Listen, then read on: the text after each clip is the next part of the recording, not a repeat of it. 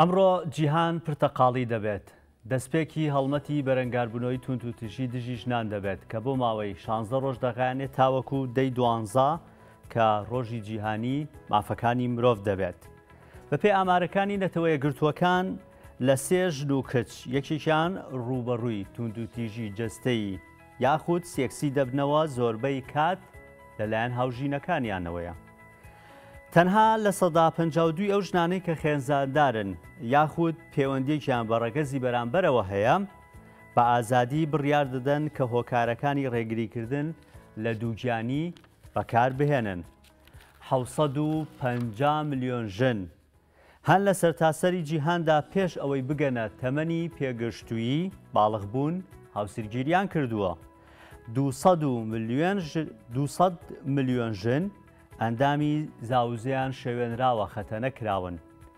لە ساڵی 2017 لە 2 ژن کە کوژرابن ژنێکیان بەدەستی هاوژینەکانیان کوژراون.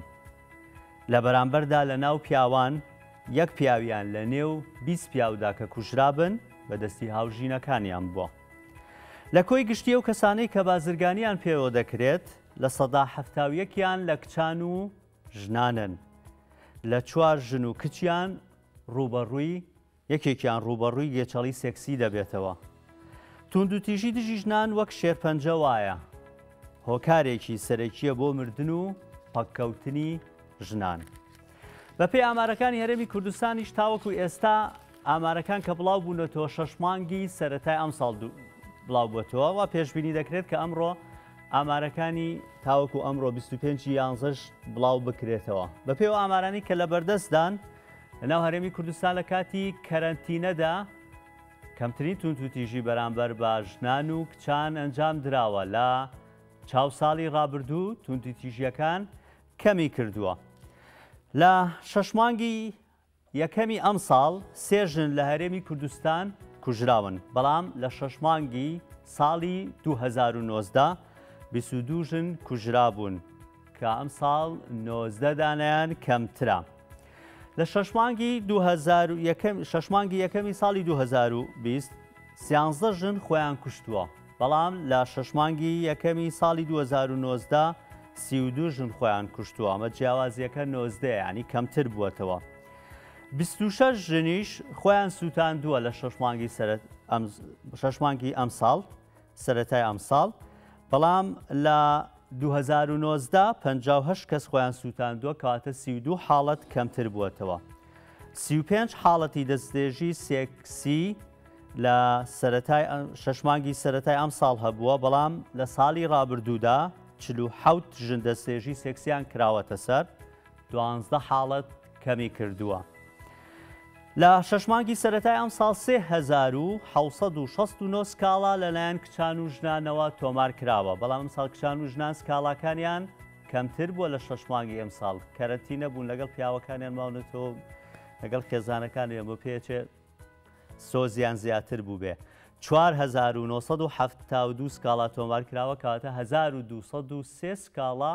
کەمتر تۆمار کراوە. بانیتان باش، ڕێبین یارەحمەدم بە یارمەتی هاو کارانم. ڕگە و بابەتەکانی بەرنامەم ڕۆتان پێشکەشەکەین کە تایبەتە بە هەڵمەتی بەرەنگاربوونەوەی تونت و تیژی دژی ژنان کە لە ئەمڕۆ دەست پێ دەکات تاوەکو 16 ڕۆژ تاوەکو دەی 12 بەردەوام دەبێت. وێت تا دەی 12 شاندانەوە دەی 12 ڕۆژی جیهانی مافی مرۆڤە هە درێژە دەری ئەو بابەتە دەبێت. 3 تەوەری سەرەکیمان دەبێت کە لەگەڵ میوانەکانمان ئەمڕۆ گفتوگۆی لەسەر دەکەین. لە تەوەری یەکەممان باس لە گرفتەکانی کچان و ژنانی کەرکووک دەکەین و ئەو یاسانەی کە لە باشووری کوردستان لە هەرێمی کوردستان کاری پێ دەکرێت، بەڵام لای حکوومەتی عێراقی کاری پێ ناکرێت، گرفتی بۆ دروست کردوون، واروەها داواکاریەکانیان چیە. لە تەوەری دووەمیشدا باز لە ژنان دەکەین، تەنها ژنانەوە نییە کە تونت و تیژیان بەرامبەر بکرێت. لە هەرێمی کوردستان لە هەندێک پێگەی گرنگ هەیە کە ژنان و کچان بەڕێوەی دەبن. یەکێک لە 3 دەسەڵاتەکەی هەرێمی کوردستان کە دەسەڵاتی تەشریعی پەرلەمانە، سەرۆکی پەرلەمانمان ئێستا لە هەرێمی کوردستان ژنێکە. لاگەڵ ئەوەشدا لە چەند ناوەندێک و وەزیر و پەرلەمانتار و چەند ناوەندێکی دری بڕیار هەمان ژنانمان و ژنان و کچانمان هەیە. پێویستیان بۆیە زیاتر لە ناوەندەکانی بڕیار بن، گلەییان لە پێگەی خۆیان هەیە لە نێو ناوەندەکانی بڕیاردا. لا چوارم تەوەرەش باس لەوە دەکەین کە ژنان بۆ یەکدەنگ نین بۆ نەتوانراوە تاوەکو ئێستا ببنە ناوەندێکی فشاری گەورە و گرفتە کۆمەڵایەتیەکانیان چییە؟ من لەگەڵ میوانەکانمان گفتوگۆ لەسەر ئەم تەوەرە سەرێکیانە دەکەین. سەرەتا ناوبڕێک و دواتر دەگەڕێنەوە بۆ لاتە.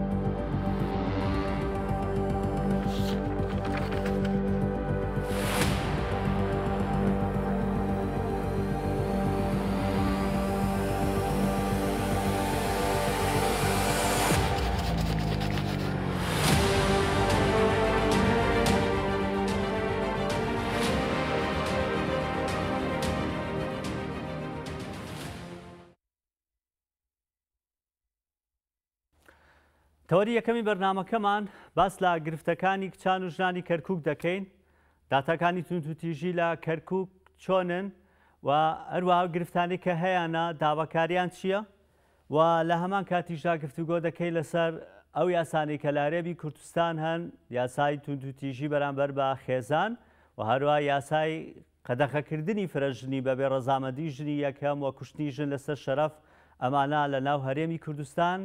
کاری پێدەکرێت. لە ناو عێراقدا تاوەکو ئێستا کار بەم یاسایانە ناکرێت. بزانی گرفتەکانی ژنانی کەرکووک لە جێبەجێ نەکردی و یاسایانە لە کەرکووک چییە؟ ڕاستەوخۆ لە ئەستودیۆکەمان لە کەرکووک بەڕێز ئاهەنگ ئەنوەرمان لەگەڵا کە ڕاوێژکاری یاسایی و بەرپرسی ڕێکخراوی ڤیانە. ئاهەنگ خان ڕۆژ باش، سەرەتا پێم خۆشە داتاکانی هەرێمی کوردستانمان خستە ڕوو لەگەڵ داتا جیهانیەکان. ئەی داتاکانی توندوتیژی بەرامبەر بە ژنان لە کەرکووک چۆنن؟ سڵاو، ئەم کاتتان باش. زۆر سوپاس بۆ بەشداریکردنمان لە کەناڵی گەلی کوردستان، میوانداریمان لەم بەرنامەدا. داتاکانی توندوتیژی لە کەرکووک لە ڕێگەی ڕێکخراوەکانەوە لەم ساڵدا نزیکەی 1200 ژمارە ئەبێت بە ژمارە، بەڵام بنکەی توندوتیژی خێزانیمانەیە کە 134 بە ژمارە 134 عدەدی ئەوەندەیە.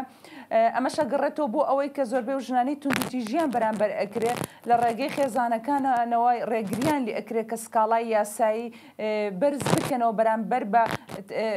هاوژینەکانیان، بڵێن هاوسەرەکانیان کاتێک توندوتیژی ئەکەن بەرامبەریان یان هەر لە کەسێک لە خێزانەکانیان بەهۆی ئەو دۆخە کۆمەڵایەتیەوە خێزانەکانیان ڕێگە نادەن سکاڵە بەرز بکەنەوە. بۆیە ئەوانەی کە تۆمارەکرێت زیاتر لە ڕێگەی ڕێکخراوەکانەوەیە ئەو ئاماری لە ڕێکخراوەکانایە لەم ساڵدا نزیکەی 1200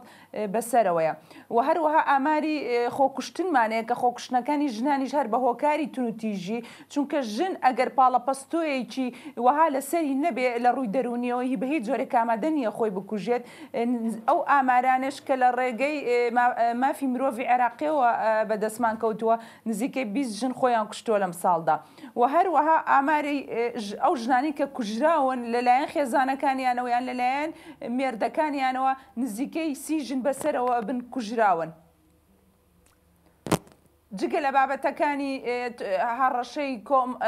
تۆڕە کۆمەڵایەتیەکان بۆ سەریان یان بڵێن بابەتی ابتزازی ئەلکترۆنی هەمانە هەمووی کێشەی ژنن لە کەرکووکدا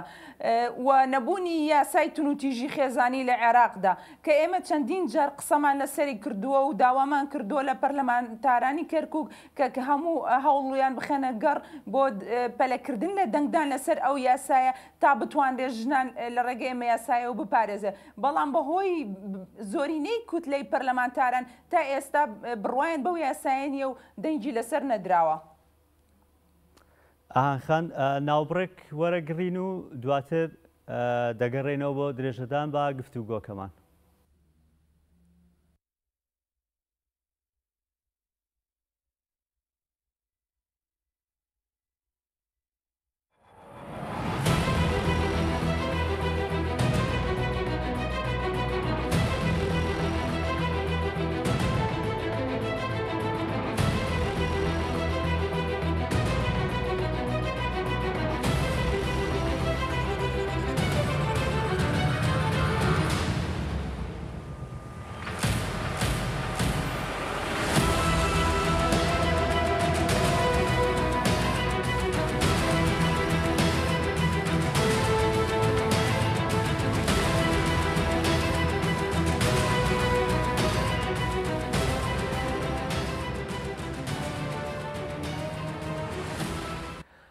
ئاهان خان ئاماژەت بە داتاکانی توندوتیژی ئەوە بە باسی خاڵێکت کرد لە هەرێمی کوردستان دەڵێن ئێستا گرفتە ئەلیکترۆنیەکان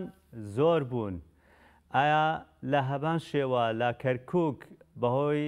تۆڕە کۆمەڵایەتیەکان و ئەنتەرنێت گرفتە خێزانیەکان توندوتیژی بەرامبەر بە ژنان و کچانیش بە هەمان شێوەیە زۆر بووە؟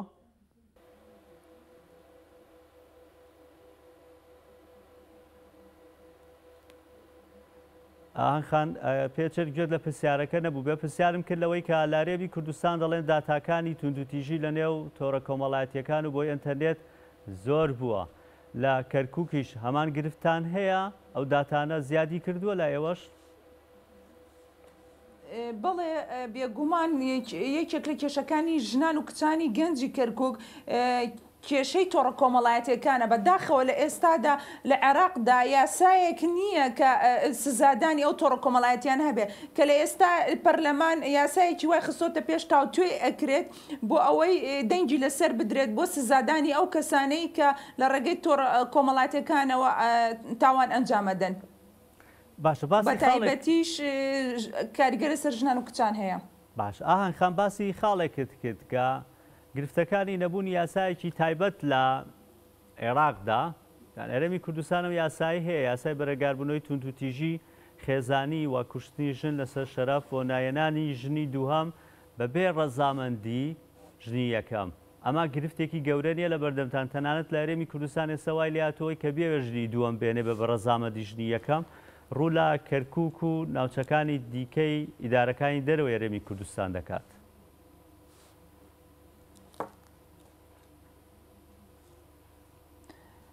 بڵێ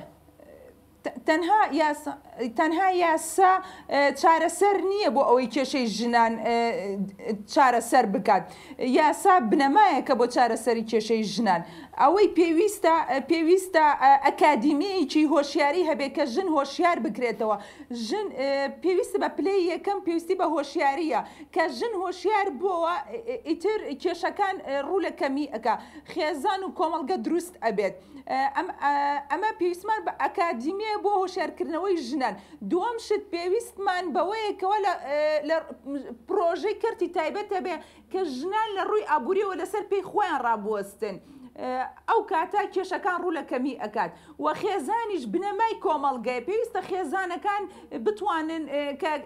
کچەکانیان لە مناڵیەوە دروست بکەن تاوەکو ڕوبەڕووی ئەو کێشانە نەبنەوە لە کاتی گەورەبوونیانیان لە کاتی زەواجکردنیانە کە ڕوبەڕوویانە بێتەوە لەگەڵ مێردەکانیان. کچێکی دروست و بەتوانە دروست بێ لە کۆمەڵگە چ لە ڕووی هۆشیاریەوە بێ چ لە ڕووی کۆمەڵایەتیەوە بێ ئەو کاتە کێشەکان ڕوو لە کەمبوونەکەن. گرفتەکانی کچان و ژنانی کەرکووک چین؟ ئەو گرفتانە ڕوبەڕووی کچان و ژنانە بنەوە جگەلاوەی کە توندوتیژیەکان کوشتنە خۆکوژیە لەلایەن خوانەوە زۆربەی ئەو خۆکوژیانەی کە ڕووی داوە لەلایەن کە سوکاریانەوەیان برا و باوکیان دەست درێژی جنسی کراوەتە سەریان بۆ یە کچانیش ناچار بوونە خۆیان بکوژن. دواتر هەڕەشەی تۆڕە کۆمەڵایەتیەکانمان هەیە و بەدەر لەوەش ئێستا مادەی هۆشبەر گەیشتوتە نێو ژنانی کەرکووک ئەمانە هەمووی کێشن. و هەروەها لە غیابی یاسایەکی توندوتیژیدا کە یاسایەکی وان نییە کە بتوانێت بیان پارێزێ. تا ئێستا ئاماژەم پێدا یاسای توندوتیژی خێزانی لە عێراقدا ڕوبەڕووی تا ئێستا ئەو یاسایە دەنگی لەسەر نەدراوە ئەمە گرفتێکە و هەروەها نەبوونی هەلی کار بۆ ئەو کچە دەرچوانە کە ئەو کچانە فەراغیان هەیە بۆشایی لە ژیانیانە ڕوبەڕووی کێشەی کۆمەڵایەتیە بنەوە پێویستە پرۆژەی ئابووری هەبێت کە ئەو کچانە و ئەو ژنانە بخرێنە سەر کار و تا بتوانن لە ڕووی ئابووریەوە لەسەر پێ خۆیان ڕاوەستن و هەروەها نەبوونی ناوەندێکی هۆشیاری کە نەبوونی ئەکادیمیە کە ژن دروست بکە ژن بە ئەکادیمی بکە ژن هۆشیار بکاتەوە ئەمانە هەمووی من بە گرفتی ئەزانم خاڵێکت باس کرد ئەو کچانەی کە خۆیان دەکوشن لەبەرەوەی دەستێژی سێکسیان دەکرێتە سەر لەلایەن خێزانەکانیان ئەو ڕێژەیە چەندە لە کەرکووک؟ ئەو ڕێژەیە تقریبیە نزیکەی ئەتوانین زۆربەی سکاڵا ناکرێت یان قسەی لەسەر ناکرێت ئێمە وەکو ڕێکخرا و پەیوەندیمان پێوە ئەکەن ئەو ڕێژەیە ئەتوانم بڵێم سی بۆ چل پێ و ئامارانی گەشتۆتە وەکو ڕێکخرا و گەشتۆتە دەستمان سی بۆ چل حاڵەتی وامان هەبووە لە ماوەی چەند؟ لە ماوەی ساڵێکدا زۆر نییە ئەو ڕێژەیە؟ بەڵێ بێگومان زۆرە بەڵام نایلن بگاتە ڕێگەی دادگا و ڕێگەی یاسایی چونکە لەلایەن خێزانەکانیانەوە سەرکوتەکرێت جگەلەوەی ئەڵێن ناوبانکی خێزانەکانمان بە شەرەف پیس ئەکرێت هەروەها لە کاتێکدا کە براکەی یان خاڵۆکەی دەستدرێژی جنسی کرۆتە سەری ئەوان خێزانەکان پشتی نێرینە ئەگرن پیاوسالاری بەو ئاستەیە لەم کاتەدا هەر ئافرەت قوربانیە. ئەگەر وەکو کچان و ژنان گرفتێکتان هەبێت گرفتی یاسایی بێت یاخود گرفتی کۆمەڵایەتیە بێت پەنا بۆ کوێ دەبن؟ شێڵتەری داڵدەدارتان هەیە لە کەرکووک؟ بەداخەوە کەرکووک نە شێڵتەری داڵدەدانی ژنانمان هەیە ناهەتی و خانەیەکیان بێ بڵێن شوێنی بێسەرپەرشتانی کچانمان هەیە کە چەندین ساڵە ئێمە داوای ئەکەین وەکو ڕێکخراوەکان بەڵام نە حکوومەتی عێراقی نە حکوومەتی مەحەلی بە هیچ جۆرەی جۆ لە داواکانمان ناگرێت و ڕەدی ئەکەنەوە ئەمەش هۆکارەکەی گەڕێت و بۆی ئەوان ئەو شێڵتەرانە بەلا ڕێبردننی ژنان دەئەنە نەک بە پاراستنی ژنان کە لە کاتێکدا ژن ڕوبەڕووی کوشتن ئەبێتەوە هیچ شوێنێکیان بۆ نییە پەنا بۆ ببەن. ئەگەر کێشە و گرفتێکی هەبێ کچێک یان ژنێکی کەرکووک پەنا بۆ کوێ دەبات؟ ئەگەر کچێک گرفتی هەبێت پەنا بۆ ڕێکخراوەکانە بات لە ڕێگەی ڕێکخراوەکان شۆ بنکەی تونند و تیژی خێزانیمان هەیە و هەروها پۆلیسی کۆمەڵایەتیمان هەیە بەڵام ئەمانە بەس نین بۆ چارەسەرکردنی کێشەکانی ژنان پێویستە شێڵتەرمان زۆر پێویستمان پێێت یاخود شوێنی بێسەرپەرشتارانی کچانمان پێویستە کە چەند جا داوامان کردووە و تومانە شێڵتەرێک دابنرێت لە ڕێگەی وەزارەتی ناوخۆی عێراقی وەزارەتی کۆمەڵایەتی و چاودێری سەرپەرشتی بکرێت بەڵام داواکانمان بە هیچ جۆرێ قبول ناکرێت و ڕەدەکرێتەوە جگەلەوەش ئێمە کێشەیەکمان هەیە کە ئەو بنکەی تونند و تیژی خێزانیانە لەلایەن پیاوانە برێتە ڕێوە ئەفسەر و پۆلیسی پیاوەی باتە ڕێوە ڕێزم بۆ ئەو ئەفسەر و پۆلیسانە هەیە بەڵام کاتێک ژنێک دەست درێژیەکرێتە سەری بە هیچ جۆرێک ناتوانێت ئەو کێشەی خۆی بۆ ئەو پیاوە ئەفسەرانە باز بکات لە هەمان کات داوان کەم تەرخەم نەبوونە بە کاری خۆیانە ساوند بەڵام لە ڕووی کۆمەڵایەتی و دەرونیە وایە کە ژنێک دەست درێژی جنسیەکرێتە سەری ناتوانێت ئەو کێشەی خۆی بە پیاوێک باسکە لە هەمان کاتدا ئێمە ساڵانە چەندین کچمان داوا ئەکەن کە پێشکەشی وەزاری ناوخۆکەن بۆ ئەفسەری و پۆلیسی بەڵام بەغداد هەموو ئەمانە ڕەدەکاتەوە. گرفتان هەبووە کچێک یان ژنێک گرفتێکی هەبوو بێ بەهۆی نەبوونی شێڵتەری داڵدەدان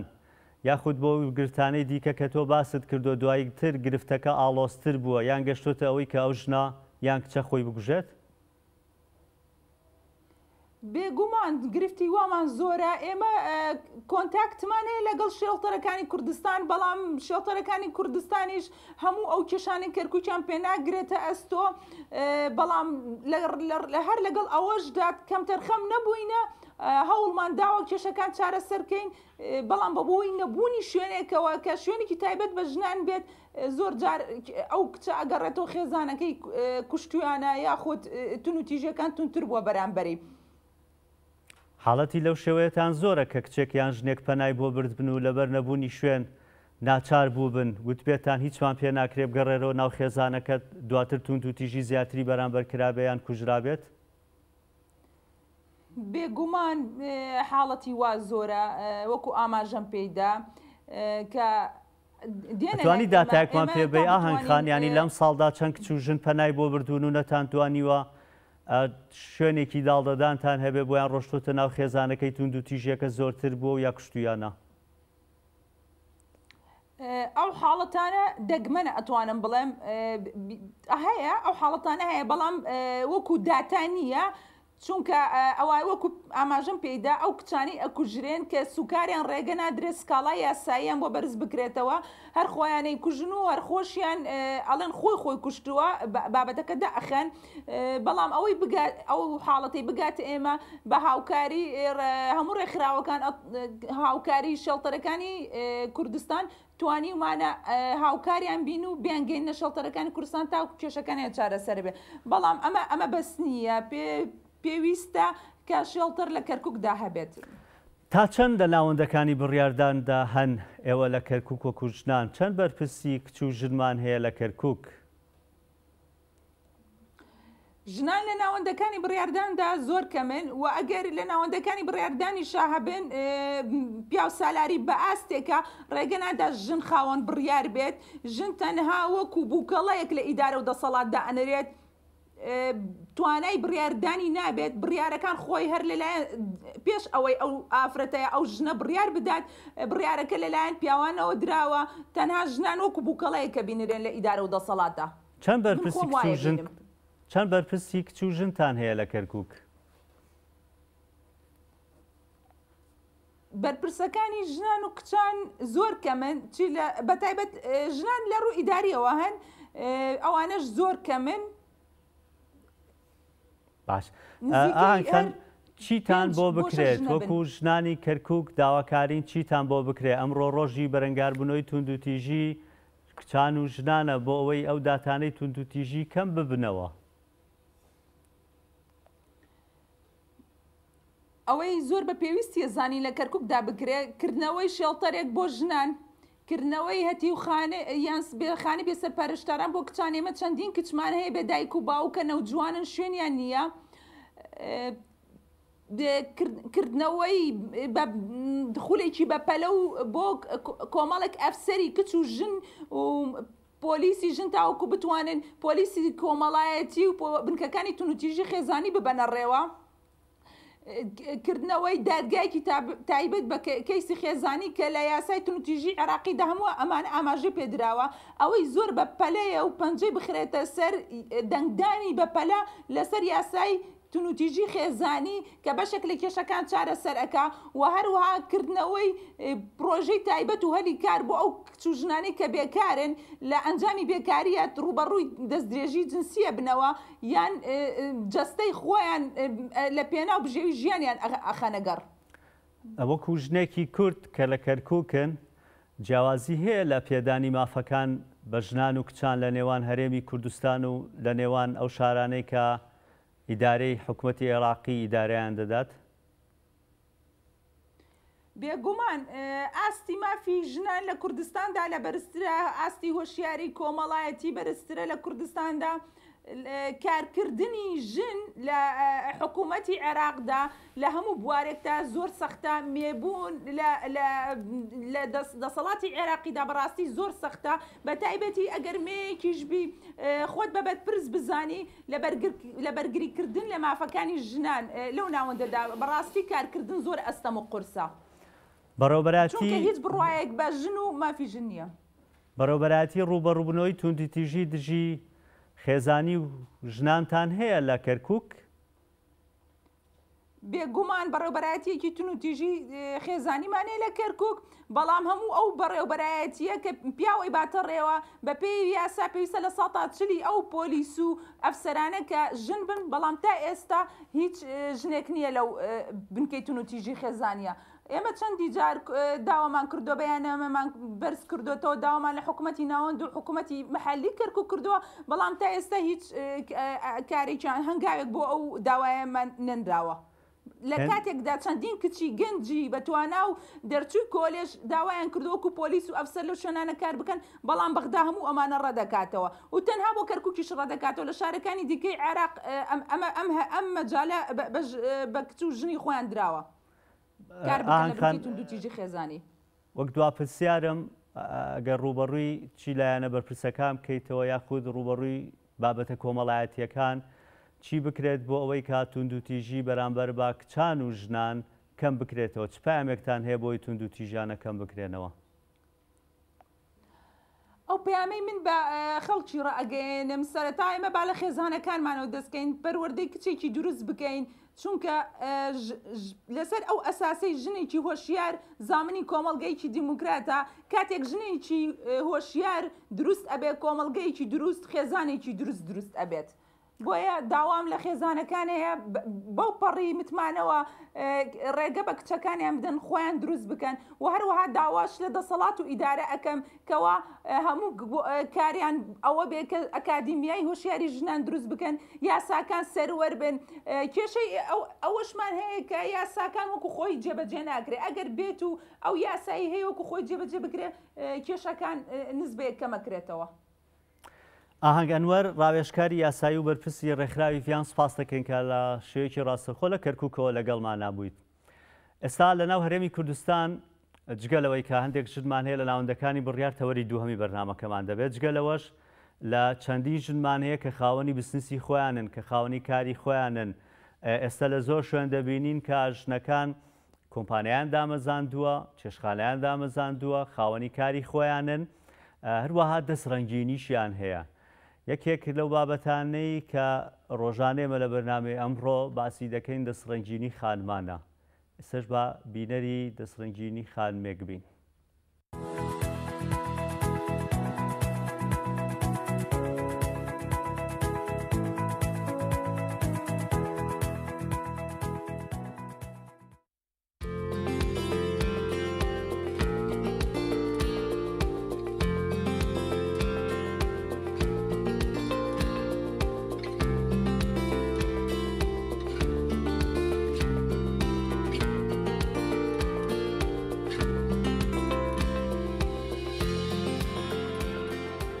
سڵاوتان لێبێ و بەیانیتان باش لە بەرنامەی دەرزەڕەنگینی ئەم ڕۆمانە فێرکاری ئەم گۆرانە بەشەکەم لەگەڵتانە ڕاستە لە بازارە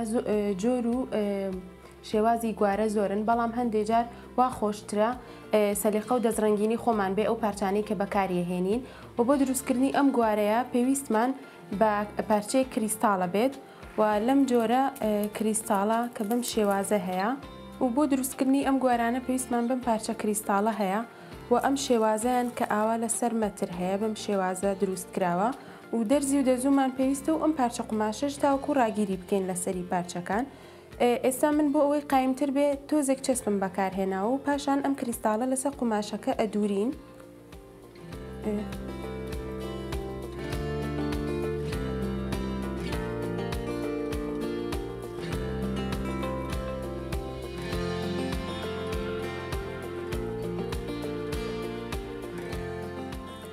بەم شێوازە کریستاڵەکە لەسەر پارچە قوماشەکەیان ئەدورین تاوەکو ڕێک و پێکتر و تون و تۆڵتر بێت.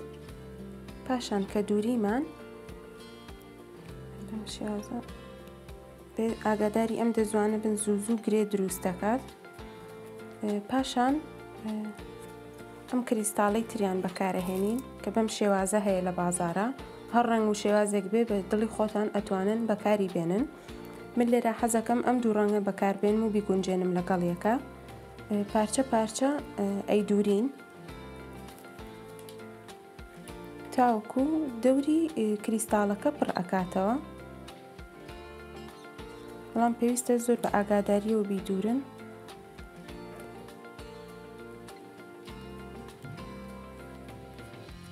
ئەم شێوازە تاوەکو کۆتایی بەردەوامە بین.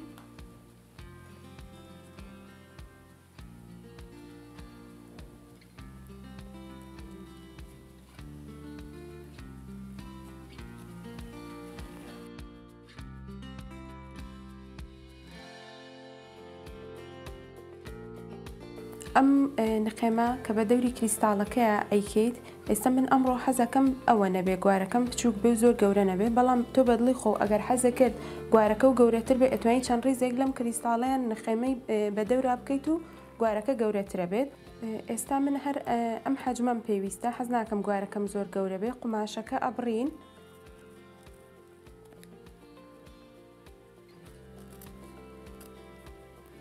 وتم هیچ زایەکی پێوە نەبێت لە دەوری کریستاڵەکان تا ئیشەکە جوانتر دەرچێت.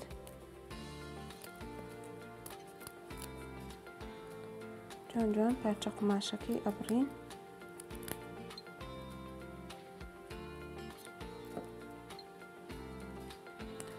پاشان کە پارچە قماشە زیایەکەمان لێ کردەوە لە دەوری کریستاڵەکە، ئەم پارچەی بەکارەهێنین کە بۆ گوارە ئەبێت بە چەسە پێوەیەکەین، دوای ئەوە گوارەکەمان ئامادا بێت بۆ بەکارهێنان.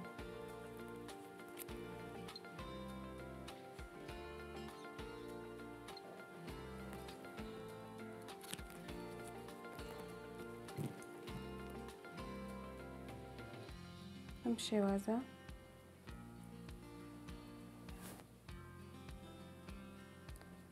کەمێک چاوەڕێکین تا چەسپەکە وشکە بێتەوە.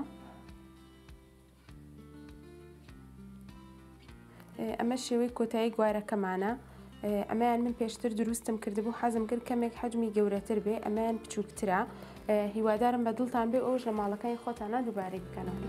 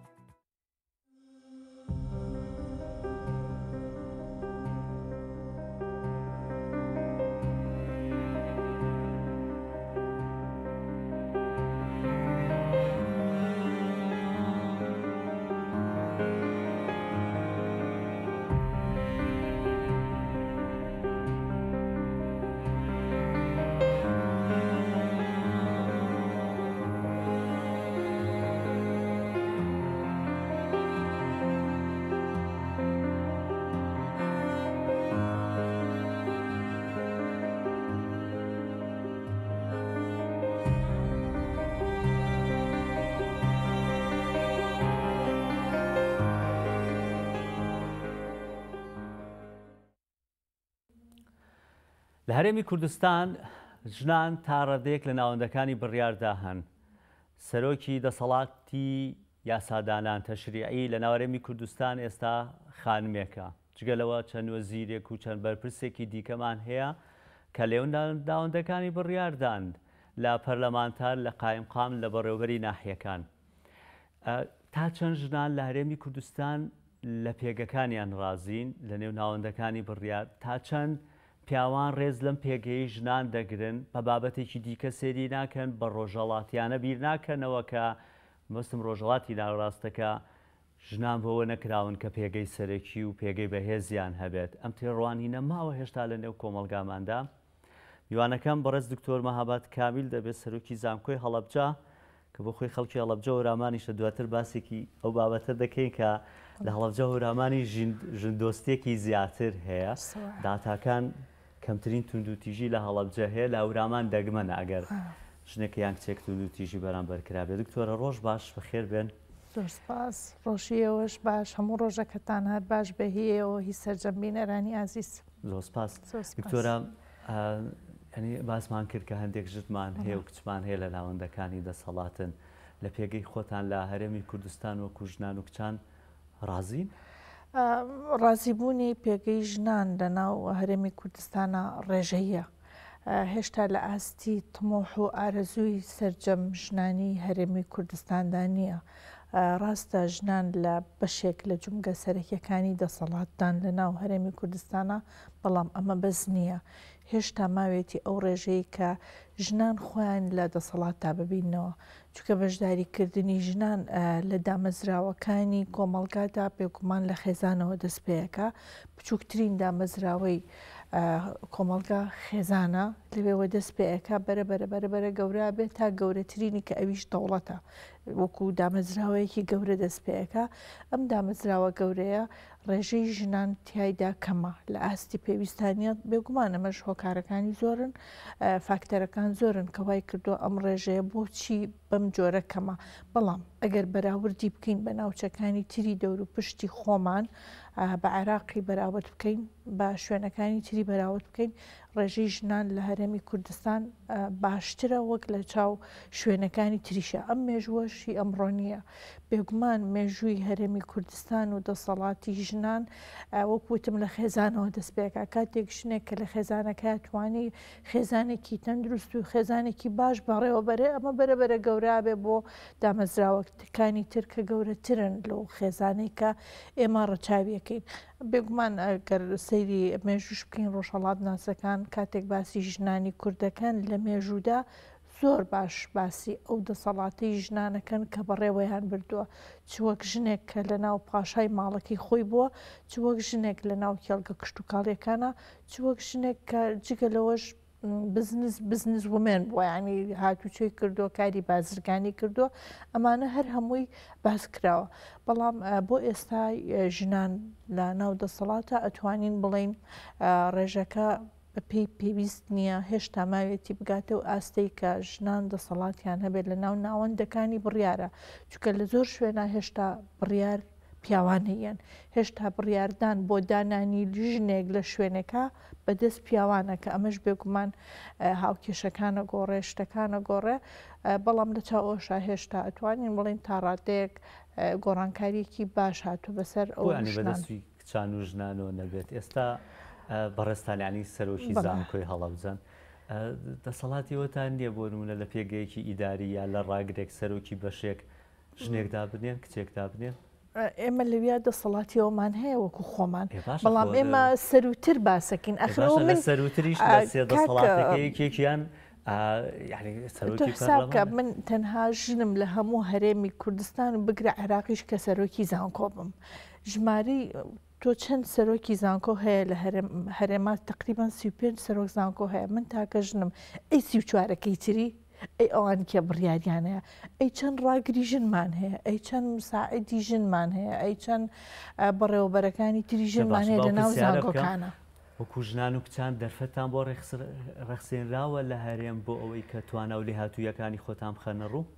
دەرفەت هەیە، بڵین دەرفەت نییە، دەرفەت هەیە. بەشێکی وەکوتم پەیوەستە بە بارودۆخە کۆمەڵایەتی و ئیداری و سیاسیەکانی کوردستانەوە، بەشێکی تریشی پەیوەستە بە خێزانەکانەوە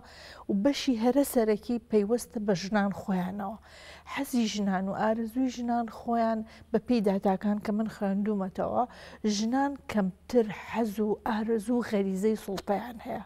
ئەمە خاڵێکی زۆر گرنگە بە پێی ئەو داتانەی کە لە بەرچاون ئەڵێ ژنان کەمتر حەزیان لە سوڵتەیە، ئارزووی سوڵتاکەن لە چاو پیاوانە کە پیاوان زۆر تەمەتوعەکەن و خۆشی ئەبینن لە کاتێکا کە سوڵتەیەکیان هەیە دەسەڵاتێکیان هەیە. بۆ ئەوەی کە ئەیبینین زیاتر ژنان لە دەستی کارە خۆیان بینەوە، واتە لە نەک لە ناوەندی بڕیارە، لە خوار ناوەندی بڕیارەوە ئەمە ئەبینینەوە. ئەوان زیاتر بە حکمی ئەوەی کە سۆزێکی عاتفەیەکی زیاد لە حەدیان هەیە بۆ خێزانەکەیان، بۆ ئەو ماڵی کتیان، بۆ مناڵەکان وای لێکردون کەمتر چاویان لە دەرەوە بێ. بەڵام ئێمە ئەبێم کللتورە بگۆڕین، خێزان لەسەرسەر، مناڵ لەسەرسەر، حەقی خۆی بەرێ، مافی خۆی بەرێ. بەڵام دوجار مافێکیش بە خۆت بە لە دەرەوەکە تۆش وەکو هەموو مرۆڤێکی تر وەکو پیاوەکان مافی ئەوە هەیە لە دەرەوە ممارسەی ئەو حەزە بکەیت کە هەر پیاوێک حەزی لەو دەسەڵات و سوڵتەیەکە هەیەی. بێگومان ئەمە خاڵێکی سەرەکیە کە ژنان خۆیانن و دوجاریش کۆمەلگا کە زۆر جار بەداخەوە ئەبین لێک ئەڵێ کۆمەلگا باشە ژن ویشی بۆچی کاری بۆچی بۆ ناچ بەلای ماڵ و مناڵەکەیەوە با بچێ دوو چێشتی گەرم بۆ مێردەکەی لێنێ. ئەنی ئەمانە ئەوە ترێ بەشێکی تریشی وەگوتم ئەو بڕیاردانەی کە لەسەرەوە زۆر جار وای کردووە کە ژنان کەمتر تایبەتمەندیشتان بۆ کراوە. بۆ نونە من لە یاد مەسەرۆک مام جەلال دەیگوت هەمیشە ئەگەر بێت و بۆ نونە پۆستێک یان شوێنێک بەتاڵ بێت سیڤێکی ژن و سیڤێکی پیاوێک وەکو یەک وابن ئەفزەڵێت بۆ ژنە بێگومان ئەوەی کە ئێستا هەیە هەمووی لە چاوی ئەمە ئەزانین هەفاڵ مام جەلال کۆچ کردو مام جەلال دەستێکی ئێجگار باڵای هەبووە لەمەی کە ڕێژەی ژنان بەم شێوەی ئێستاە ئەگەرەوە نەبووە ئەمەش نابوو و بە دواشە ئێمە ئەوشمان بیر نەچێت ئەمەش پێ بڵم دوولا یەکسان بن بێگومانەکە بۆ ژنەکە بێگومان هەنێ بیر و بۆچوون هەیە کاقوبات بەڕێز کاقوبات زۆر پاڵپشتی ژنانەکە زۆر هاوکاری ژنانەکە هەمیشە ئەوەترێ و بەشێک لە وەزیرەکانیش بێگومان هەمیشاڵە نەگەر دوو سیڤی بێتە دەستمانیەکێک ژن بە یەکێک پیاو بێ یەکەم جار سیڤی ژنەکە هەڵە سەنگێنین بزانین ئەو تایبەتمەندیانی تایە کە بۆ پۆستە ببێ اینجا ئەگەر هیچ ئەمەلێکیان پێی نەبوو هیوایەکیان پێی نەبوو ئەچنەوە سەر پرسیڤی پیاوەکە بێگومان لە وەزیرەکانیشمانایە و بەڕێز کاقوبادیش و حکوومەتیش تا ڕادەیەک ئێستا کراوەترە لە چاوپێشترا چاوێکیان لە ژنان هەیە بەڵام ئەمە هەر هەموو خۆتان نزانێکێتی نیشتیمانی حزبێکە جیاواز لە حزبەکانی تر لەوانەیە لە کۆنیش و لە ئێستا شابیری کردبێتەوە ئەمەش کە هەیە ئەو سۆشیال دیموکراتێکەیە و گرنگیدان بە ژنان خۆیان بن خۆیان بسەلمێنن خۆ ئەمە بەیەک و ڕۆژ و دوو ڕۆژ دروست نابێت ئەبێ مێژوویەکە بێتە ئەو ژنە پێ ئەگاتە دروست دەبێ لە ناو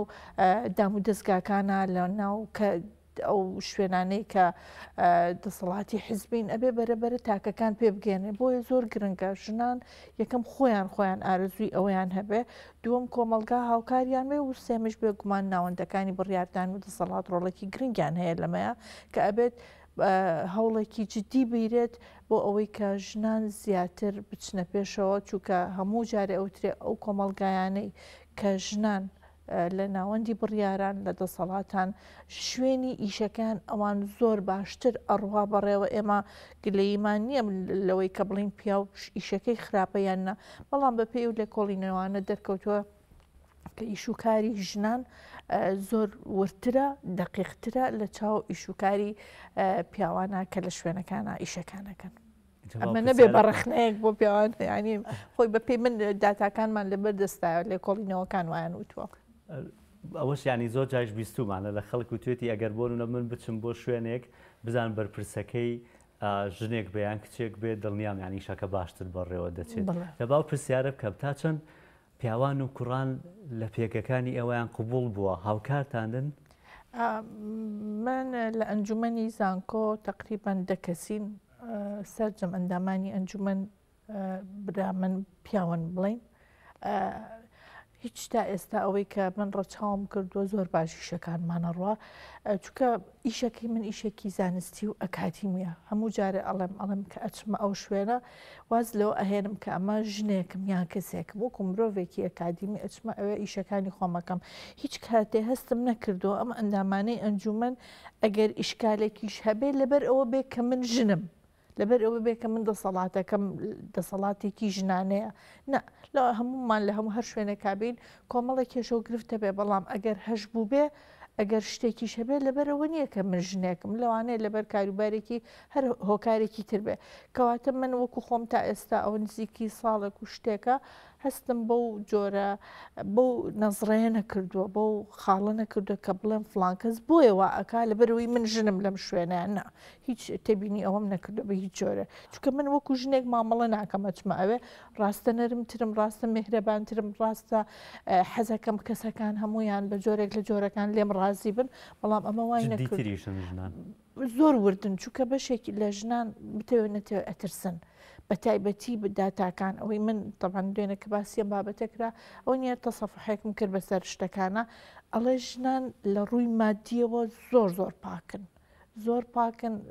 هیچ بیر لە گەندەڵی ناکەنەوە بیر لەوە ناکەنەوە بە جۆرێک لە جۆرەکان گەندەڵێک بکەن لە مەسائلی مادیە لە مەسائلی پار بۆیە ئەگەر سەرنجتان نابێت زۆربەی ئەوانەی کە لە ڕووی مادیەوە پۆستیان نەیرێتێ ژنن ژنان لە ڕووی ئەگەر بانقەکان بێ ئەگەر داراییەکان بێ ئەگەر بەڕێوەبەری و داراییەکان بێ زۆربەی زۆر هەم وردن هەم جددین هەمیش گەندەڵیان کەمترە پارە خواردنیان چکە بە سروشتی خوان ئەترسن هەم ئەشترسن هەم ئەو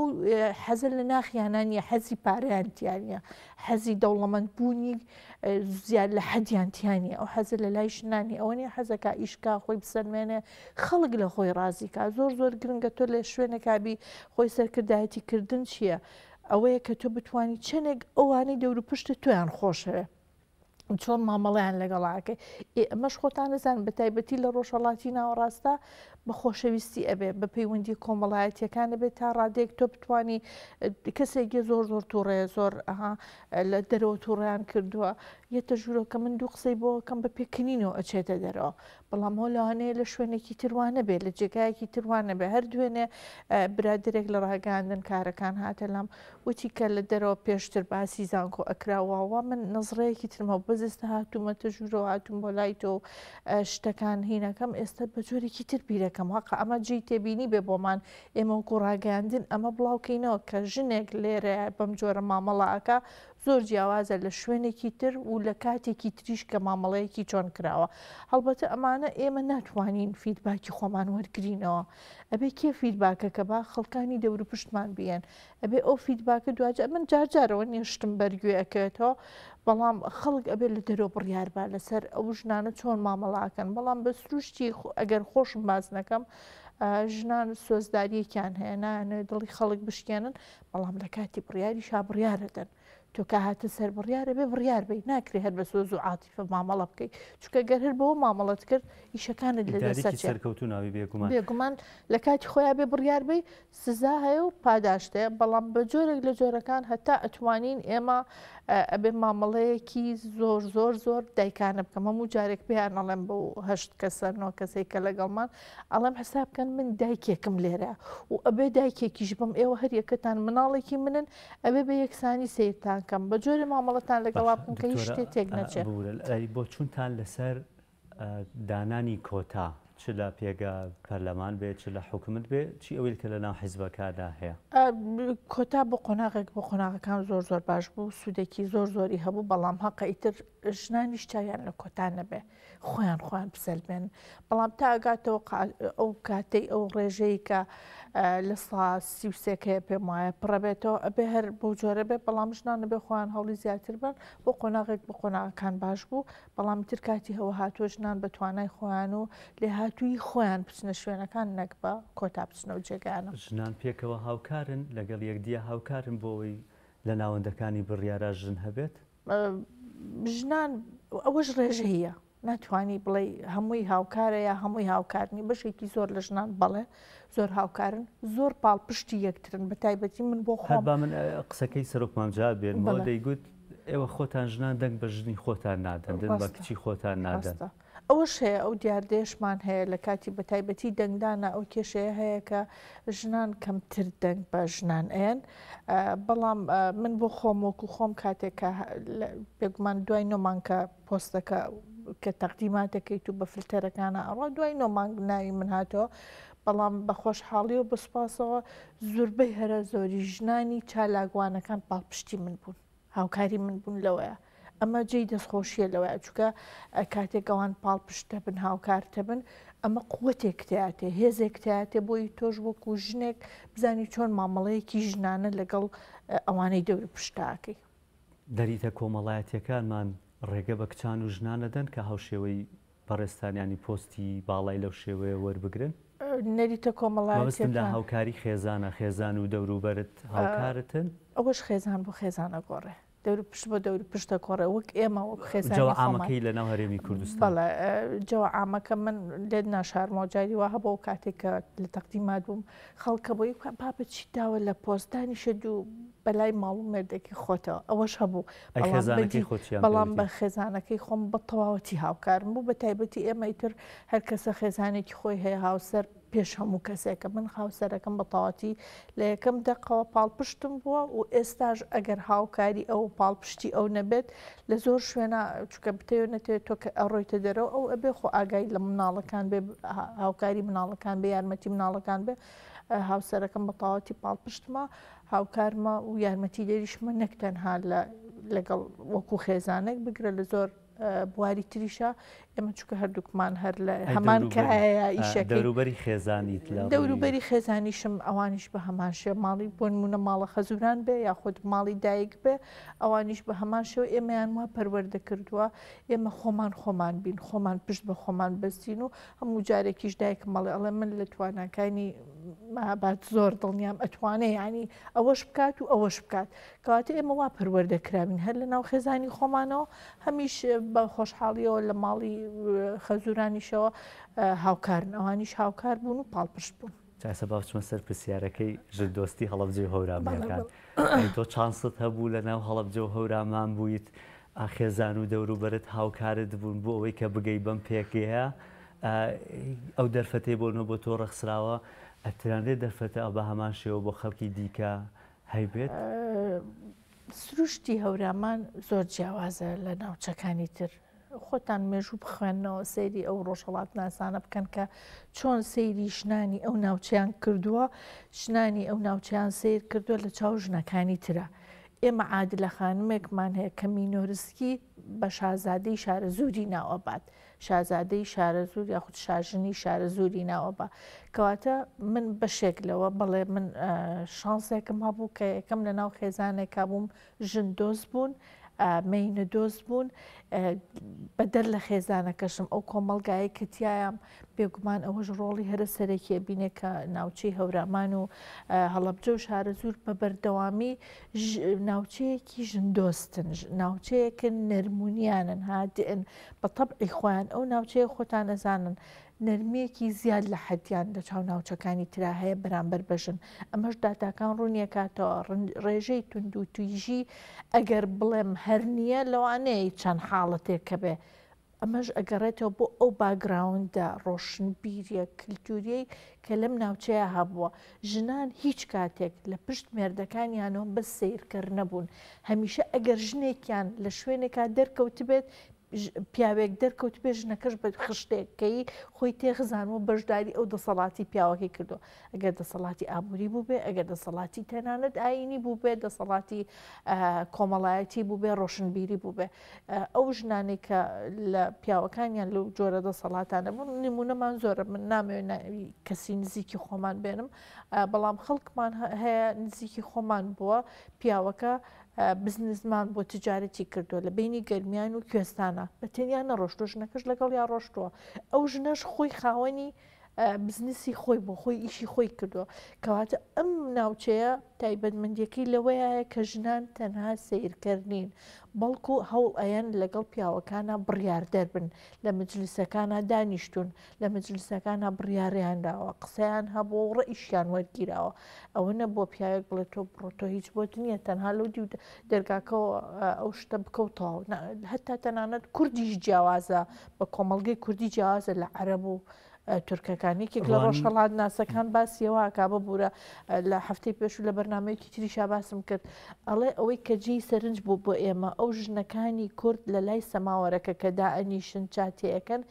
کارەکەیان بەس چاتێکردن نییە کارەکەیان بەشداریکردنە لەو گفتوگۆ و مەجلیسەیە کەتیان لە کاتێکە ژنی ناوچەکانی تر دەرگاکانە کردو تەنها دەستیمان ئەبینی کە چاکەیە خستە ژوورەوە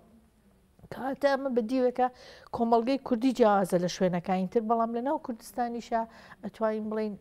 منطقەی یا ناوچەی هەورامان جیاوازترە لە چاو ناوچەکانی هەڵەبجاوی کە تا ئێستا هەبووە کەمترین داتای تونند و تیژی هەبووە پێی ساڵان تر نازانم بۆ ئەم ساڵ کە داتاکانی دیکە بڵاو بکرێتەوە لە هەورامانیش ئەگەر وکوتت تونند و تیژێک هەبووە دەگمەن بوو بێ لە بابەتەکەی دیکە باز بکەم ینی لە خەڵکی هەڵەبجە بۆ نمونامێ ینی هەورامان هەڵەبجە چەند پۆستێکی گرنگ هەیە لە هەڵەبجە ئێستا بەڕێوەیە بن قایمقام هەر ژنە سەرۆکی شارەوانیمان هەر ژنە و بەڕێزیشتان مافی مرۆڤ هەر ژنە و بەڕێزیشتان سەرۆکی زانکۆ ئەمانە هەمووی پێگەی ئیداری گەورەن ینی ئێستا گەر بچی بۆ نونە بۆ هەڵەبجە سێری هەندێک پێگەی گەورە ئەەکەی ئەمانە پێگە گەورەکانن کە ژنانی تایە ئەتێ ڕوانینی خەڵک بۆ ئێوە چیە لەو بابەتەیە لە هەڵەبجە هاوکارتانن خەڵکی هەڵەبجە یا دەڵێن نە ئەمە ژنان و کچانە ناتوانن بڕێوەی ببن ئەمانە کارەکانیان خەلەلی تایە لە بەرەوەی ژنن تێڕوانی خەڵکیش وەک لە هەموو شتێکی ترا ڕێژەی هەیە خەڵکێک هەیە بێگومان چاوی بە ژنا هەڵنایە حەز ناکژن لە هیچ پلۆپۆستێکا بێمە زۆریشتی خۆیان بەڕای منەمانە کەمینەن کەمینەیەکی دیاریکراون لەوانەیە پاڵپشتێکی تریان هەبێ بە جۆرێکی تر بیرەکەنەوە بەڵام بە کۆی گشتی شاری هەڵەبجە وەک ئەوەی کە من سەیری ئەەکەم مەسلەی ژنبوون کێشەیەک نییە بۆ ئەوان ڕاستە لە هەنێ شوێنە ئیشکالیان هەیە کێشیان هەیە هەست بەکەم و کورتی ئەەکەن لە ڕووی دەسەڵاتداریەوە لە ڕووی دەسەڵاتەوە لە ڕووی بەڕێوە بردنەوە بەڵام ئەمە پێیوەست نییە بەوەی کە ئەو کەسە لەبەر ئەوەی کە ژنە بۆیە بۆ جۆرەیە من وایە بینم نەخێر خەڵکی هەڵەبجە زۆر هاوکارن زۆر پاڵپشتن ئەو شتە لەلایەن ڕەویەوەتەوە کە ئەمە ژنە و ئەوەش پیاوە ئەوە لای ئەوان ئەگەر هەش بێ وەک وتم کەمینەیەکی زۆر کە من ئەوانش لە هەموو شوێنێکە هەیە لانی لە ئەوروپاش تا ئەم دقەیە لەوانەیە خەڵکانێک کە بێ بە جۆرێک تێڕوانینێکی تری هەبێ سەبارەت بە دەسەڵات و پۆست لە ژناندا. خۆش بێ زۆر سپاس.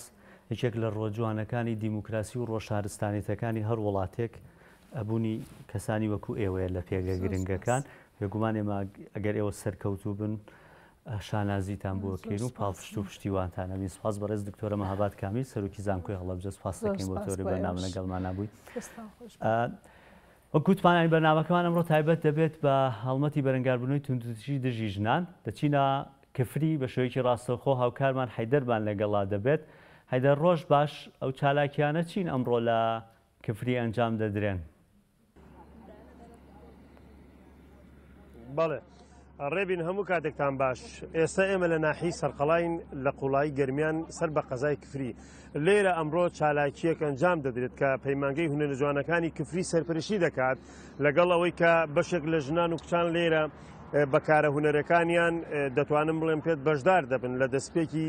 هەفتەی بەرەنگاربوونەوەی توندوتیژی دژ بە ژنان یاخود بڵاوکردنەوەی کەلتوری هۆشیاری زیاترن بۆ زیاتر قسەکردن دەچمە لای هەم چالاکەوان هەم پارێزەر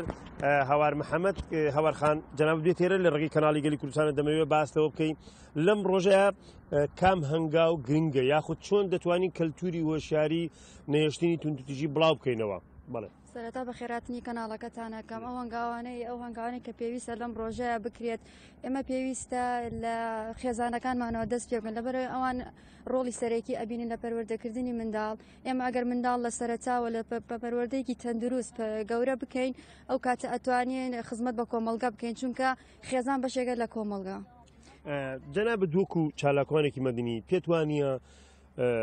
کورد دەڵێت چەپڵە بە یەک دەستێ نادرێت تەنها یەک لایەن ناتوانێت کەلتوری هۆشیاری بڵاو بکاتەوە واتە هەموو لایەنەکان هەموو وزارەتان مامۆسایانی ئاینی تەنانەت خودی خێزانەکانیش پێویستە کار بکەن لەسەر بڵاوکردنەوەی کەلتوری هۆشیاری یەکتر قبولکردن لێبوردن. وایە بە دڵنیایەوە پێویستە ئێمە پێویستە لەسەر دەستگا کەناڵەکانی ڕاگەیاندن پیاوانی ئاینی لایەنە حزبی حکومیەکان هەمویان بتوانن گەر هیچ نەبێ بتوانن بابەتی هۆش توندوتیژە بکەنە بەرنامەیەک لە پەیمانگا و زانکۆکانە بڵاوی پێ بکەنە مەشتێکی زۆر باشە بێت لەبەرەوەی تاکەکانی کۆمەلگا توانن سوودی لێ ببینن و هۆشدارێکە زیاتر بەربڵاو بێتەوە. بیتێرە من دەبێت پرسیارە دیکەت لێ بکەم پێت وانە ئەگەر هەندێک جار مەسەن ژنان کچان نێنە کایە سیاسیەکانی هونەر و هەم یەکێ لەو بوارانە زۆر جار مافیان ئەخورێ واتە هەندێک جار ژنان و کچان خۆیان هۆکارن بۆی کە مافەکانیان بخۆێ یاخود نەتوانن بگەن بەو ئامانجا واتە ژنان و کتان چیان لەسرە بێنە ناو کایە سیاسەکانەوە. پێویستە لەسەر ژنان و کچان خۆیان هەڵدن بۆ بەدیهێنانی ئاواتەکانیان ئەمەش لە ڕێگەی باوەڕ بەخۆبوونیانەوەیە پێویستیشە ئافرەت لە هەموو دام و دەستگا و لایەنی حزبی حکومیەکانە وجودی هەبێ 20 ساڵمێنێت کە بوونی هەیە لە 25 نۆڤەمبەر توندوتیژی ژنان ئێمە توندوتیژی ژنان تا ڕادەیەکی بەربڵاو زیادی کردووە پێویستە ئیش بکرێت بۆ نەهێشتنی ئەو تاوانە نامەوێت زۆر لە کاتم دەمێت دو پرسیار لە جەناب بکەم ئەبینیم ئێستا لە گەرمیان بۆ نمونە ئەگەر دیاردەی شۆفێری ئۆتۆمبیل بڵین لە ژنان هەروەها لە ڕووی جلوبەرگەوە هەنگاو نراوە پێت وانە ڕۆژێک کەمە یاخود هەفتەیە یاخود بە درێژەی ساڵ پێویستە ئێمە کار لەسەر بڵاوکردنەوەی هۆشیاری نەهێشتنی توندوتیژی بکەین تەنانەت لە هەموو ناوەندەکانیش. بەڵێ ئەمە پێویستە هەفتەیە نابێت هەفتەیەکیان ڕۆژێکیشی لەسەر بگرێت پێویستە ئەم هۆشداریە بەردەوام بێت و ڕۆژ بە ڕۆژ یعنی بەردەوام بی لەسەری لەبەرەوەی بتوانێت ڕۆژ بە ڕۆژە تاوەکو کۆمەلگا ڕابێت لەسەر ئەوەی کە هۆشداری پێویستە لە هەموو ڕێکەوە. من ویستم دو پرسیاری لێ بکەم بەڵام شتێکی دیکە پرسیاری دیکە هاتە مێشکمە دەمەوێت پرسم لە جەنابەت لە بواری وەرزشتا بینیم ئەم ناوچەیە بەشێک لە کچان و ژنان بەتایبەت ئەگەر گوندی سەیدا یاخود ناحی سەرقەڵا یاخود کفری هەموو شوێنەکان لە بواری وەرزشا بینی کچان هاتێتە پێشەوە پێت وانە گەیاندنی دەستی هاوکاری گەیاندنی دەستی کۆمەک بەرجەستەکردنی کەرەستەکان هۆکارە لەوەی کەوا ئەوانیش هۆشیاری زیاتری بێن بێ و بێنیش وەرزش بکەن و یاخود بیانەوە بگەن بە حەز و ئارزوەکانی خۆیان. ئێمە وەکەوەی بڵێن هۆشداری ئافرەتان کەمە نەخێڕوانیە لە ئەم ساڵە پار باشترە ساڵێتر باشتر ئەبێت هیچ کێشەیتانی. دەست خۆش سپاس بۆ هەوار محەممەد پارێزەر و چالاکوانمەدی من دەمەوێت زۆر سپاس بچ بەلای زۆر بەڕێز مامۆستا داوود بەڕێوبەری پەیمانگەی هونەری جوانەکانی کوردی مامۆستاکە بێتە ئێرە سپاسەکەم بێتە ئێرە مامۆستاکیان لە ڕێگەی کەناڵی گەلی کوردستان و باز لەم چالاکی ئێوە بکەن سپاسانە. سەرەتا بە خێراتتانەکەم دێرە ئەمێ لەسەرەوە قسە بکەم بەڕاستی کەناڵی گەلی کوردستان تاکە کەناڵە لە گەرمیانە کەناڵی هەموو ماڵێکە سوپاسانەکەین گەورەیتان نیواند ئەمڕۆ هاتن بۆ بەسەرکردنەوەی ئێمە دیارە ئێمە ئەم پێشنگایە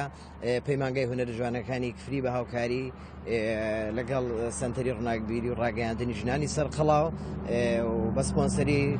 گازپرۆمی ڕووسی ئەم پێشنگایەمان کردو دیارە ئێمە وەکو پەیمانگای هونەرە جوانەکانی کفری وەکو ناوەندێکی هونەری ئەکادیمی هەموو کات دەنگ و ڕنگمان هەبووی سومانە قسەی خۆمان هەبێ و پەیام بگەینینە کۆمەلگا کە ئەم ڕۆژ هەفتەیادی بەرەنگاربوونەوەی تونند و تیژی دژی ژنانە ویستمان لە ڕێی هونەرەکەمانەوە مامۆسایان و خوێندکاران پەیامی خۆیان بگەێنە کۆمەلگا بۆ ئەوەی چیتر ئێمە کار بکەین لەسەر ئەوەی بە فەلسەفە باوەڕمان بە یەکسانی نێوان ژن و پیاو هەبێ تەنها ڕۆژێکیان هەفتەیەک نەبێ بۆ بەرەنگاربوونەوەی تونند و تیژی هەموو کات و ساتێک ئێمە تاکەکانمان ڕابێنین ئافرەت نیشتیمانە ئافرەت دایکە ئافرەت خێزانە ئافرەت خوشکە ئافرەت جوانی و هەموو پیرۆزیەکانی ئەم وڵاتەیە کار بکەین لە ناوەندەکانی خوێندن لە مینبەری مزگەوتەکانەوە کەناڵەکانی ڕاگەیاندن سنتەرەکان چالاکوانانی مەدەنی وزارەتی ڕۆشنبیری بێنەخەت بۆ ئەوەی هەمومان دەستە جەمعیەک دروستکەین تاکی کوردی ئافرەتی کوردی لەم قەیرانە ڕزگار بکەین بەداخەوە ڕۆژ لە ڕۆژ کارەکان لە حاڵەتەوە بۆتە دیاردا ئەبینین لێرە و لەوێ حەدەسی زۆر ناخۆشە بێ بۆ ئێمە نیگەرانین ئەرکی هەمومان قورسە پاڵپشتی خێزان و ئافرەتانمان بین بۆ ئەوەی چیتر ڕوبەڕووی ئەم تونند و تیژیانە نەبنەوە کە ئەوانیش بەشێکی گرنگی کۆمەڵگای ئێمە پێکهێنن. مامۆستا داود دەمە پرسم لە جەنابەت تواناکانی ژنان و کچان لە ناو پەیمانگاکەی ئێوە چۆنە بینیم بەشێکی زۆری ئەم کارانە لە ڕێگەی کارە هونەرەکانی کچان و ژنانەوە تەنها لە بواری شێوەکاری یاخود نەخێر کچان لە ناو پەیمانگەکەتانە ڕۆڵی گرنگیانەیە. بێگومان ئەگەر ئێمە جردێکی پەیمانگای هونەرە جوانەکانی کفری بکەین 50 زایدێکیشی ئافرەتە زۆربەی توانە هونەریەکان کەوابوو لێرەوە پێمان ئەڵێ ئافرەت تواناکانی ئافرەت هیچی کەمتر نیە لە تواناکانی پیاوان ئەم هەموو کارە هونەریانە و سەدان کاری تریش بەدەست و پەنجەی کچان و مامۆستا بەڕێزەکان و خوێندکارانی ئێمە لە پەیمانگا کراوە بۆیە ئێمە باوەڕی تەواومان بەوە هەیە ئەگەر ڕۆڵ بدرێ خێزانەکان هاوکار بن بواری زیاتر بدرێ ئافرەت هیچی کەمتر نییە لە پیاوان تواناکانی ئەتوانێ لە مەیدانە تواناکانی خۆی تاو بدا شان بەشانی پیاوان بەشدار بێت لە بنیادنانی وڵات و جوانیەکانی ئەم نیشتیمانە نەک بە پێچەوانەوە کە ئێمە وەکو کاڵایەک سەیری ئافرەت بکەین مادام ئافرەت دایکە ئافرەت لە سەروی هەموو پیرۆزیەکانەوەی. سپاس بۆ مامۆستا داود بەڕێوەبەری پەیمانگەی هونەرە جوانەکانی کفری سپاس بۆ کۆی زانارەکانت بە هیوای سەرکەوتن بەڵێ دەگەڕێمەوە ستودیۆی کەناڵی گەلی کوردستان. سپاس بۆ هاوکارمان حەیدەر ئەحمەد و میوانەکان کە بە شێوەیەکی ڕاستەوخۆ لە کفریەوە لەگەڵمان نابوون. لە ئەتەوەری یەکەم و دووەمی بەرنامەکەمان باسمان لە مافەکانی ژنان کرد ئەوەی میوانەکەی کەرکووکمان گوتی کە ژنانی هەرێمی کوردستان کچان و ژنانی هەرێمی کوردستان مافی زیاتریان پێداوە لە چاو ژنانی ناوەڕاست و باشووری عێراق و میوانی دووەمیشمان باسی لەوەی کرد کە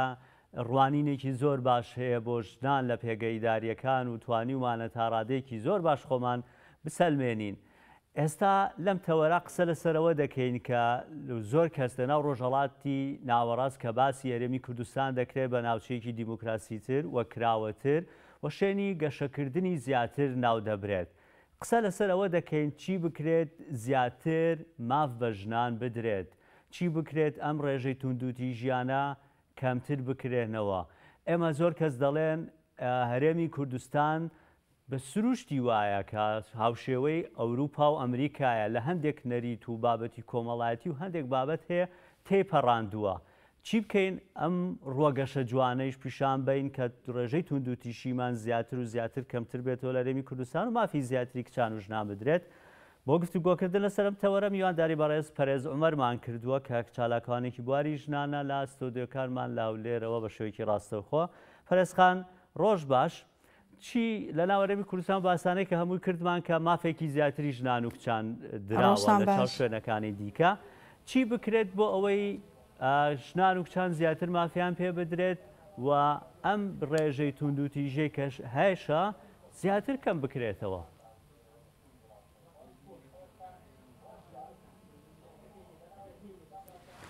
ببوورە دەنگت زۆر وازح نەبوو کاکرەبی. بەڵێ پەرستخان پرسیاری ئەو بابەتەم کرد کە وتم میوانەکەی یەکەمانەوەی کەرکوو گوتی کە ژنان هەرێمی کوردستان زیاتر مافیان پێدراوەکو لە باشوور و ناوەڕاستی عێراق. بەڵام ئێمە میشە ڕوویەکی گەشی هەرێمی کوردستان دەمانوێت زیاتر پیشان بدەین. چی بکرێت ئەم ڕێژەی تونند و تیژیانەی کە هەیە بە تایبەتی لە چەند ڕۆژی ڕابردوو بەداخەوە لەم چەند ڕۆژەدا تونند و تیژی زیاترمان بینی بەرامبەر بە ژنان، ژنێک کوژرا بە بەرچاوی منداڵەکەیەوە، ژنێک دوێنێ لە کەلار خۆی کوشت. ئەمانە چی بکرێن بۆ ئەوەی ئەم دیاردانە کەمتر ببنەوە، جوانتر و گەشتر دەربکەوین لە جیهاندا؟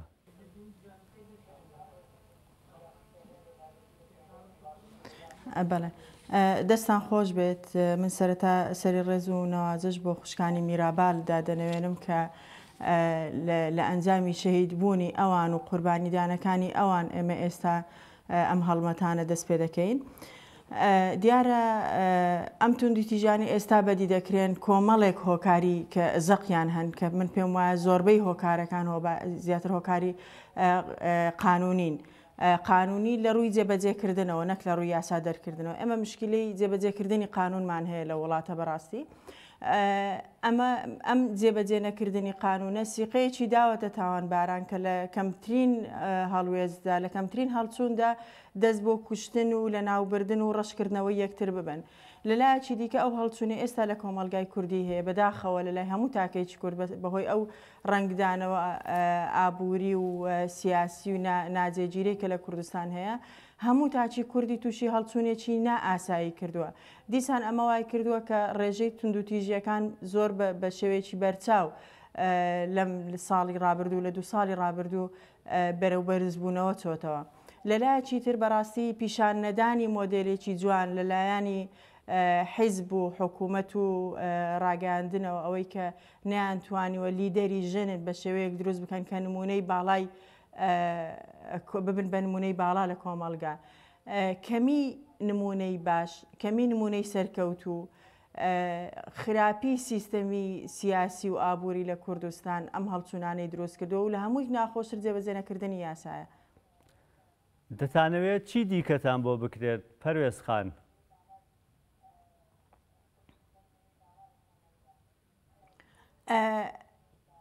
چی بۆ ئێمە ناکرێت ئەوەیە کە دەبێت چی بۆ کۆمەلگا بکرێت.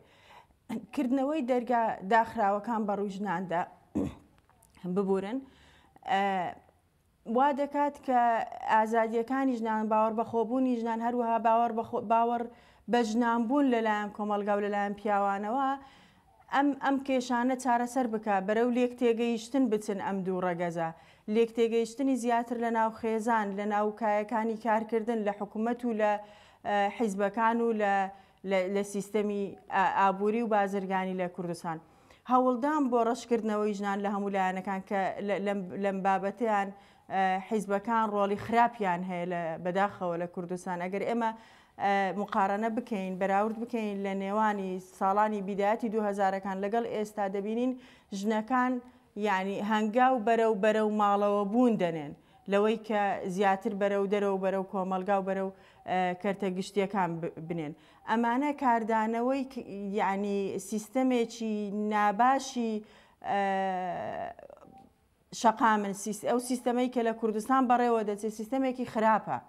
بۆ ژن خراپە بۆ کۆمەلگا خراپە. ئەمە وای کردووەکە ئێمە لە ئێستادا بەرەو گەڕانەوەین ڕێجەی تونند و تیژی زیاد دەبێت ژنان زیاتر بەرەو داخراوەیی دەچن. باشە پەرێزخان لە بەرامبەریشدا بۆ نمونە هەندێک گلەییتان لێ هەیە بە تایبەتی لە پیاوان و کوڕان دەڵێن ژنان هەندێک بابەتیان هەیە هەندێک پێگەی خۆیان بۆ ئیستیغلالکردن بەکاردەهێنن. بۆ نمونە هەندێک کات هەیە کە ژنێک بەرامبەر بە پیاوێک کە لە هەمان ئەوەی پێشتریش لەگەڵ دکتۆرە مابات باسم کرد و خۆشی دانی پێدانا بەڵێ سیڤ ئەگەر ژنێک و ئەگەر پیاوێک هەبێ هەمان سیڤیان هەبێ ما قورسای هەبێ پێگەکە بۆ ژنەکە یەکلا بووەتەوە ئەی بۆ ئەمە گلەیی بێ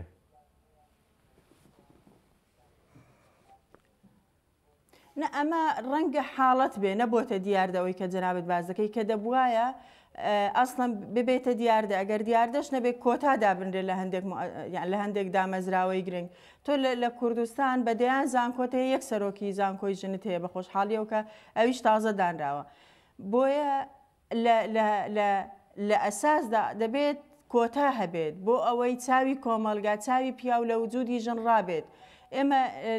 ئێمە بەڕاستی من دەمێ ئەوەش بڵێم کە ئێمەی ژنان بە تایبەتی ڕێکخراوەکانی ژنان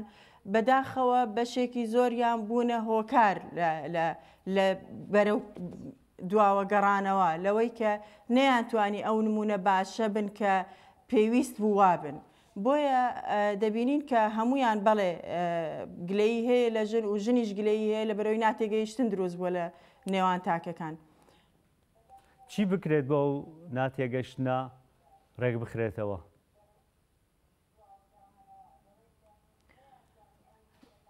من پێم وایە دەبێت حکوومەت ببێتە حکوومەتێکی باشی هەمووان دەبێت سنوور دابنرێت ڕێکخراوەکانی باش و خراپلەیەک جیا بکرێنەوە هەڵسوکەوتی باش و خراپلەیەک جیا بکرێتەوە من ئەوەی کە ئێستا هەیە لە کوردستان هەتا لە کاری ڕێکخراوەی ئەمن بە هیچ شێوەیەک بە ئازادی دانانێم ئەوەی کە جۆرێک وەکو کایەکانی تیر لە ناو کۆمەلگا جۆرێک لە بازرگانی دروست بووە لە ناو ڕێکخراوەکانی کۆمەلگای مەدەنی و ڕێکخراوەکانی ژنانیش دەبێت ئەمە سنووری بۆ دابدرێت لەلایەکی دیکە مەسلەی پەروەردە لە کوردستان بەڕاستی پشتگوێ خراوە پەروەردە نەبۆتە پەروەردە بەڵام بەس تعلیمە یان دەبێت پەروەردە ببێتە پەروەردە ئەو کاتی پەروەردە دەبێتە پەروەردە سیستەمی پەروەردە گرنگی بە کەسایەتی منداڵێک دەدا لە ڕووی فێرکردن و هۆشیارکردنەوەی لە مافەکانی ئینسان لە مافی ژن لە ئەرکە کۆمەڵایەتیەکان لە ئەرکە نیشتیمانیەکان ئەمانە ئێستا هەمووی لە ناو سیستەمی پەروەردە غیابە لەلایەکی دیکە لە حیزبەکان نەیانتوانیوە مۆدلێکی جوان پێشکەش بکەن ئەگەر ئێمە سیر بکەین لە ساڵی سەرەتای 2000ەکان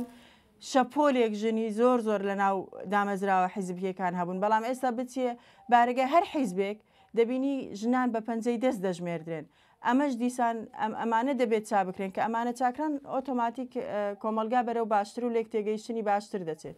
پەرێز خان زۆر بە کورتی سپاس دەکەم وەڵامی پرسیارم بیتەوە لەبەر کات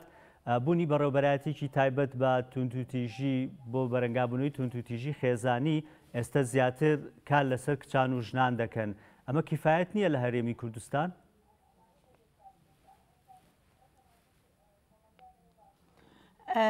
ئەمە دامەزراوەیەکی پۆلیسیە و دامەزراوەیەکی زۆر باشە ئەمە کاتێک دەتوانێت کارەکانی خۆی بکات کە توندوتیژەکە کرابێت ئەمە زیاتر بۆ سزادانە یعنی زیاد لە ئەرچی خۆی کار دەکات کە کار لەسەر هۆشیارکردنەوە دەکات کار لەسەر پێگەیاندنی کۆمەلگا دەکات بەڵام کاکڕەبین من دەبێت بە کورتی ئاماژە بە شتێکی دیکە بکەم 25 نۆڤەمبەر ناکرێ ئێمە لە کوردستانیش و لە هەموو دنیاش ناکرێت ژنان وەک بەرەنگاربوونەوەی توندوتیژی خێزانی سەیری بکەن ئەوەندەی دەبێت خۆی ئەساسی ڕووداوەکە لە بەرەنگاربوونەوەی سیستەمێکی خراپی حکومڕانی کچانی میراباڵ شەهید کراون بۆیە دەبێت ژنانی سیاسی ئەو ژنانی لە ناو بواری سیاسیدا کار دەکەن ئەگەر ژمارەشیان کەم بێ بەداخەوە بەڵام دەبێت ڕۆڵیان هەبێت لە ئاراسەکردن و بەرەو پێشەوە بردن و زیادکردنی ڕێژەی ژنان لە کایەکانی حکومی و حیزبی بە تایبەت کایەکانی بەڕێوەبردن کایەکانی بازرگانی